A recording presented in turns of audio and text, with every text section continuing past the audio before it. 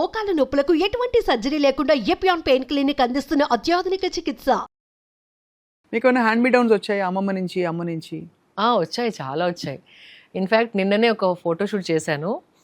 పాత అమ్మ చీర ఆర్గెన్జా పైన బూటీస్ నేసి ఉంది. అది ఇట్లా పట్టుకుంటే చిరిగిపోతుంది ఆల్మోస్ట్. ఇంకా దాని లైఫ్ అయిపోయింది. కానీ ఇంకొకసారి కట్టుకొని ఒక ఫోటో దిగుదామని ఒక ఉన్న బ్లౌజ్ పైన I wore it as a memory and I'm saving it. ఇప్పుడు దాన్ని మళ్ళీ నేను దుపట్టా చేస్తాను. బికాజ్ అక్కడక్కడ చిరిగింది.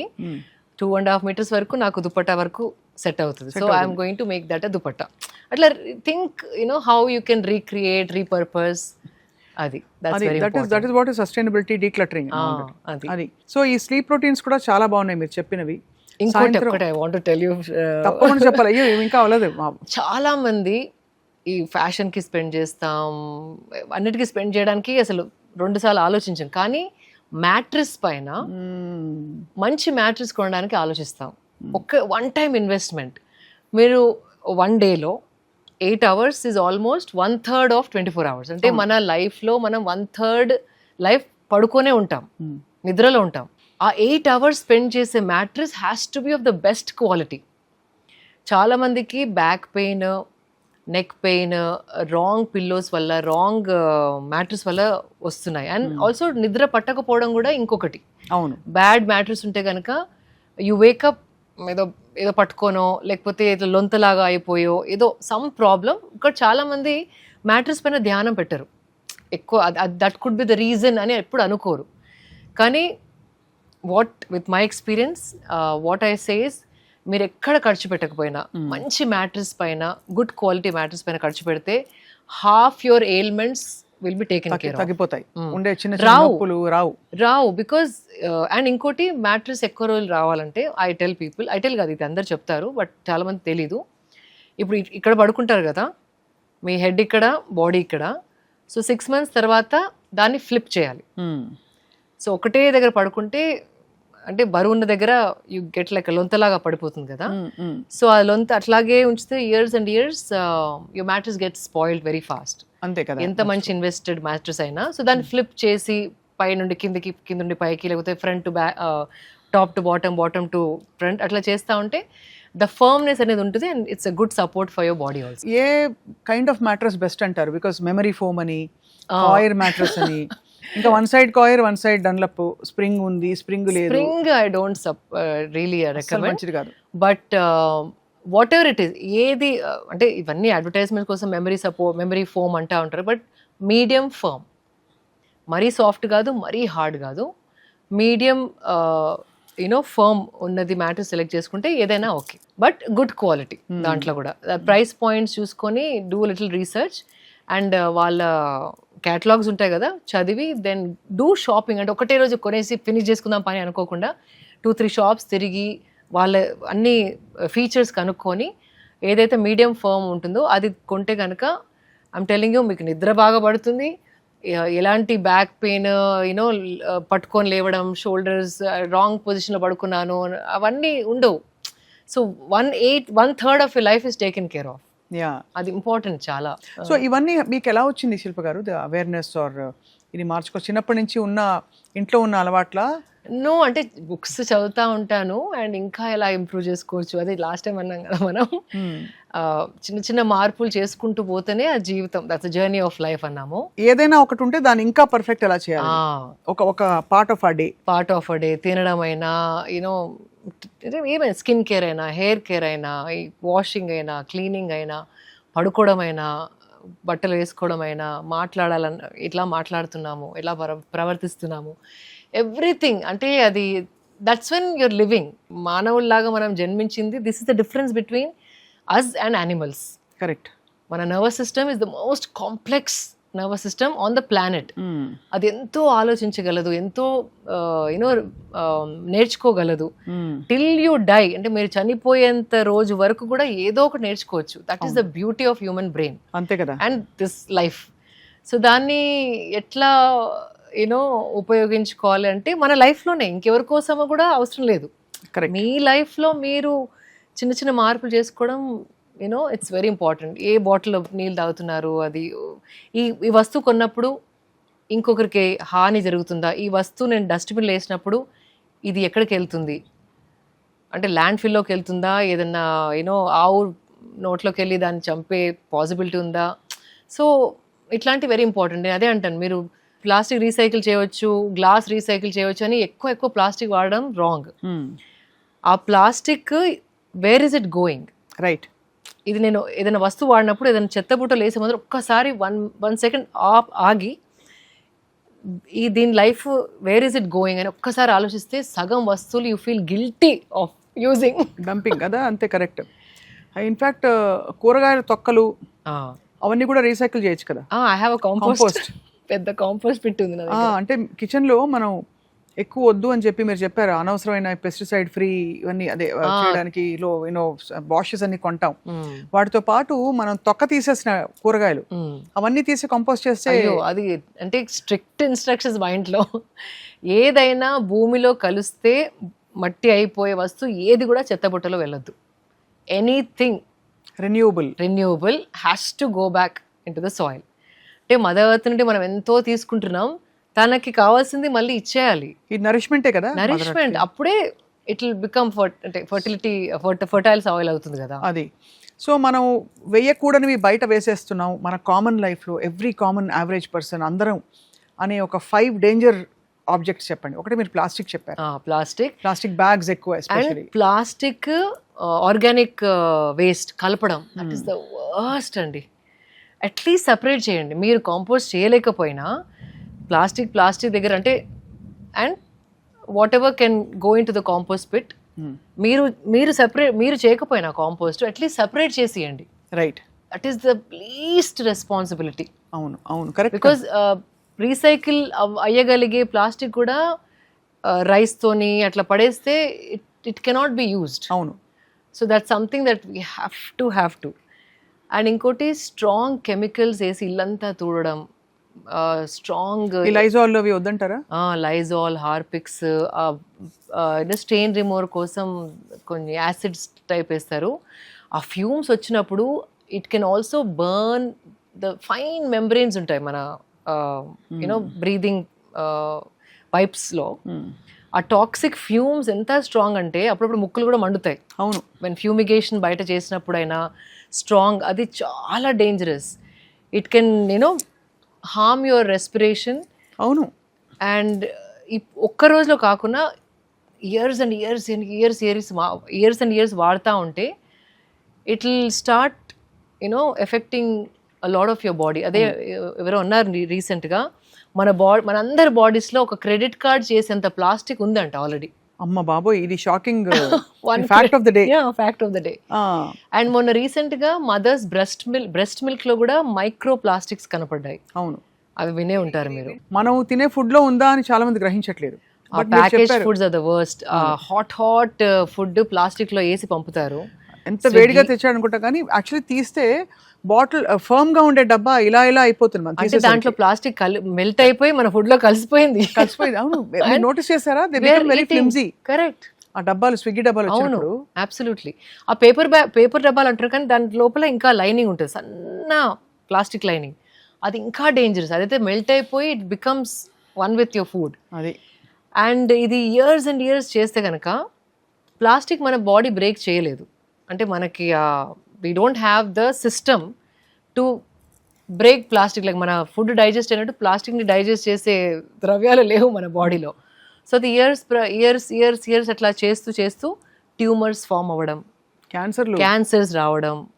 Why is this happening? Because ఒక 20 years ఇలా లైఫ్ స్టైల్, 20 కూడా అవసరం లేదు, 10 years ఇట్లా రోజు పేపర్ కప్లో టీ తాగడం, రోజు బయట ఫుడ్ ప్లాస్టిక్లో తినడం, రోజు ప్లాస్టిక్ బాటిల్లో వాటర్ తాగడం, ఈ హ్యాబిట్స్ మానకపోతే 10-12 yearsలో కంపల్సరీ ఏదో ఒక ప్రాబ్లం, హార్మోన్స్ కూడా డిస్టర్బ్ అవ్వడం, థైరాయిడ్ రావడం, ఆల్ దీస్ ఆర్ హ్యాపెనింగ్.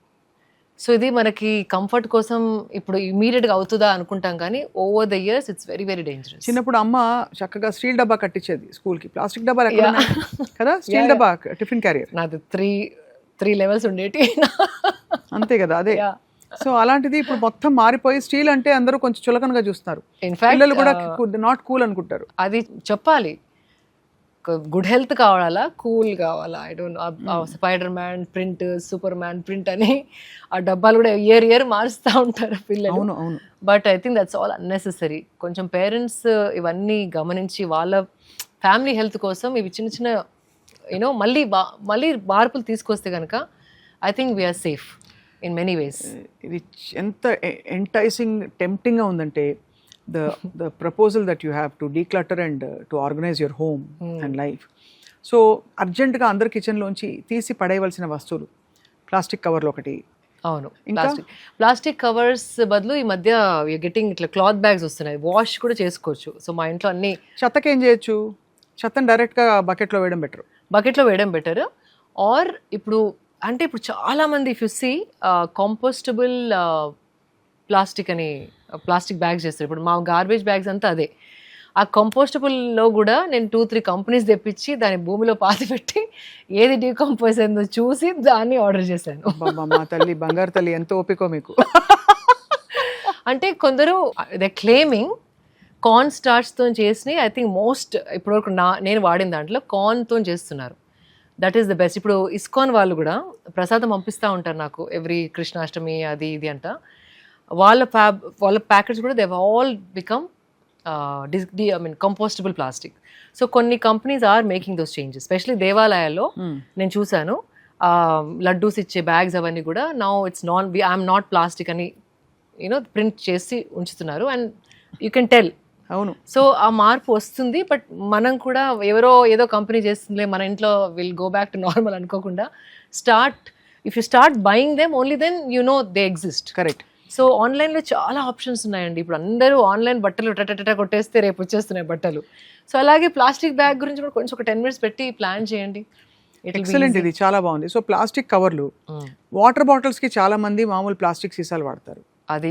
అది వర్స్ట్. ఇంకా వాటర్లో ప్లాస్టిక్ త్వరగా లీచ్ అవుతుంది. బికాజ్ ఎవ్రీడే కడుగుతూ ఉంటాం కదా మనం. సో ప్లాస్టిక్ వద్దు, స్టీల్ ఆర్ గ్లాస్ కూడా లైక్ ఏమైనా బాటిల్స్ ఉంటే యూజ్డ్ బాటిల్స్ కూడా దొరుకుతాయి మనకి. అవి కడుక్కొని we can use it. So glass heavy అనుకుంటే కనుక స్టీల్ బాటిల్, ఇప్పుడు కాపర్ బాటిల్స్ ఉంటున్నాయి. కాపర్ కూడా మంచిదేనా? కాపర్ మంచిది. వన్ మోర్ థింగ్, కాపర్లో not more than 13 hours. Copper too much వాటర్లో ఉండి ఎక్సెసివ్ కాపర్ వస్తే అది కూడా ప్రాబ్లం. అది కూడా any metal in the body excessive ఉండవద్దు. సో 13 hours కంటే ఎక్కువ కాపర్లో ఉంచితే దాన్ని మళ్ళీ ఏదైనా స్టీల్ గిన్నెలోనన్నా గ్లాస్ బాటిల్ అన్నా పోసుకోవడం better. But don't keep it for కాపర్లో ఈరోజు నైట్ నుండి రేపు నైట్ వరకు పెట్టడం ఇట్స్ నాట్ సేఫ్. సో అయిపోయింది మనకి ప్లాస్టిక్ బ్యాగ్స్, అలాగే ప్లాస్టిక్ వాటర్ బాటిల్స్, వీటితో పాటు separating wet waste and dry waste. Of course మీరు అన్నారు కెమికల్స్ తీసి అవతల పడేయండి ఇంట్లో వచ్చి. Decluttering process simple. ఇప్పుడు హార్పిక్ బదులు కూడా what I'm doing is like this a small, ఇప్పుడు మీరు గూగుల్ చేస్తే కూడా how to make your own toilet cleaner అని కొడితే చిన్న సింపుల్ బేకింగ్ సోడా దాంతో దీంతో ఇంగ్రీడియంట్స్తోని, మా ఇంట్లో వెనిగర్ అయితే white vinegar, cheap white vinegar ఉంటుంది కదా, అది బేకింగ్ సోడా అన్నిటికీ వాడతాం మేము. ఈవెన్ టు క్లీన్ సింక్ కడగడానికి, వాష్ బేసిన్ కడగడానికి, టాయిలెట్ కడగడానికి, అండ్ అప్పుడప్పుడు బయట కార్ వాష్ దగ్గర కూడా బేకింగ్ సోడా వేస్తే కొంచెం సర్ఫ్ వేసి ఇట్ ఈస్ డన్. మీరు అంత టాక్సిక్ కెమికల్స్ వాడే అవసరమే లేదు. రైట్. సో సింపుల్ చిన్న చిట్కాలు మెనీ. అండ్ నిమ్మకాయలు కూడా వాడేసినవి కూడా ఆ తోలు I boil it and then సింక్లో పోస్తే దట్ వాసన అవన్నీ ఏం రావు. సో అలాంటి చాలా చిన్నవి we can reuse it in the kitchen. అవునవును, చాలా అంటే చెప్తుంటే మీ ఓపికకి జోహార్లు. మీరు అంటే how you are contributing to the nature. And ఇంట్లో కూడా అందరికి ట్రైన్ చేస్తాను నేను. అదే. అండ్ ఇంకోటి, మా ఇంట్లో ఎవరైనా ప్లాస్టిక్ బ్యాగ్ పొరపాటున సూపర్ మార్కెట్కి వెళ్ళి తెస్తే కనుక వాళ్ళు నాకు 10 rupees ఇవ్వాలి, ఫైన్. సూపర్. క్లాత్ బ్యాగ్స్ నేను ఆల్రెడీ 20-30 కొని ఇచ్చాను. ప్రతి కార్లో ఒక 2-3 బ్యాగ్స్ ఉంటాయి. బైక్లో అందరి బైక్స్లో ఒక 2 బ్యాగ్స్ ఇచ్చాను. మళ్ళీ వాళ్ళు తీసుకోపోవడం మర్చిపోయో బద్ధకం వల్లనో దే ఎండ్ అప్ బయింగ్. నాకు బిల్లో కనపడుతుంది కదా 5 rupees charge for plastic bag. So they have to pay me back. అట్లా 2-3 times చేసిన తర్వాత they knew I was really serious. అప్పుడు నా క్లాత్ బ్యాగ్ తీసుకెళ్ళి క్లాత్ బ్యాగ్స్లో అన్నీ తెస్తారు. చిన్న మార్పులు, but it goes a long way. It's very important. Definitely. I think ఒక 1 month లేదు ఒక మండలం రోజులు కనుక ఇవన్నీ ఎలిమినేట్ చేసి నిష్టగా ఎవరైనా చేస్తే వాళ్ళ ఐఎమ్ ష్యూర్ వాళ్ళ ఎలా అంటే వాళ్ళ బాడీ ఫీలింగ్ కానీ మెంటల్గా వాళ్ళకు ఉండే ఎనర్జీలో కానీ చాలా తేడా వస్తుంది. సో స్వప్న గారు, వెన్ యూ స్టార్ట్ సస్టైనబిలిటీ కదా, అందరికీ స్ట్రెస్ అయిపోతుంది, అయ్యో ఏం చేయాలి. సో నేను అదే చెప్తాను, అమ్మో నాకు నా వల్ల కాదు అనుకోకుండా మంత్లీ ఒక్క మార్పు తీసుకురండి అంతే. అది అలవాటు అయిన తర్వాత ఇంకో మార్పు, ఇది చేయాలి అనేసరికి అమ్మో ఎన్ని మార్పులు నేను లైఫ్లో తేలేనని చాలా మంది గివప్ చేస్తారు. సో అలా కాకుండా డోంట్ గెట్ స్ట్రెస్డ్. చిన్న మార్పులు జాయ్ఫుల్గా చేయాలి తప్ప అమ్మో ఒక పెద్ద పని ఇప్పుడు ఎక్కడ ఇవన్నీ చేయాలని నేను నా లైఫ్ నాకే అవ్వట్లేదు అనుకోకుండా ఒక్క చేంజ్ చేసి 1 month కాకపోతే 2 months చేసుకోండి. అది అలవాటుగా మార్చుకోవాలి. అలవాటు అయినాక ఒకలాంటి లైక్ అకంప్లిష్డ్ ఫీలింగ్ వస్తుంది మనకి. దాని తర్వాత నెక్స్ట్ ఇంకొక మార్పు చేసుకుందాం. అట్లా ఏదైనా మీ కిచెన్లో అయినా, మీ బాడీతోనైనా, మీ హ్యాబిట్స్లో అయినా, ఏదైనా. So that is very important. So మీరు అన్నీ చేయండి అని చెప్పకండి, భయపడిపోతారు మన audience. 1 thing at a time, 1-2 months అలవాటు అయ్యి అది మొత్తం ఎస్టాబ్లిష్ అయిపోయిన తర్వాత మీ లైఫ్ స్టైల్లో ఇంకొకటి తీసుకోండి. Next what? నేను స్మైల్తో మొదలు పెడతా. Yeah, smile does wonders, and that actually is very liberating even to think of it. Yeah, it's very, and very I know I've always seen eppudu I used to wonder enti tanu eppudu navuthu untaru, she's such a happy person ani, but I'm so glad that you shared that with us, that oka ilanti oka mind ni free chesukodaniki I tell ante my son also is a teenage boy now. Etla ఉంటారు teenage boys, they want to like just walk like that. I say like చూడు నాన్న నన్ను చూడు, smile. He finds it very irritating, కానీ అది అలవాటు అయిపోతుంది. లేకపోతే కరెక్షన్ చేయకపోతే ఓకే అమ్మా అని హిల్ స్మైల్. సో అది ఆ ఏజ్లో వాళ్ళు అంతే అనకుండా, ఈవెన్ ఇఫ్ చిలిపిగానో ఆటలు ఆడుకుంటానో పాటలు పాడుకుంటానో అది ఊరికి గుర్తు చేస్తూ ఉంటే ఎక్కడో వాళ్ళలో కూర్చిపోయి they will become pleasant people. That changes everything. అంటే ద హోల్ ప్రాసెస్ మీరు చెప్పినది, ఈ మొత్తం ప్రాసెస్ ఇవాళ మాట్లాడింది శిల్ప గారు, అసలు జీవితంతో కంప్లీట్గా మమేకమై మన సరౌండింగ్స్తో ఎంగేజ్ అయ్యి కంప్లీట్గా చాలా జాయ్ఫుల్గా మన లైఫ్ని మళ్ళీ ఇవాళ ఈ క్షణం I want to restart with clear intent అనే దానికి రీఎన్ఫోర్స్ చేసేలాగా చాలా వెరీ వెరీ బ్యూటిఫుల్గా ఉంది మీరు చెప్పే విధానం.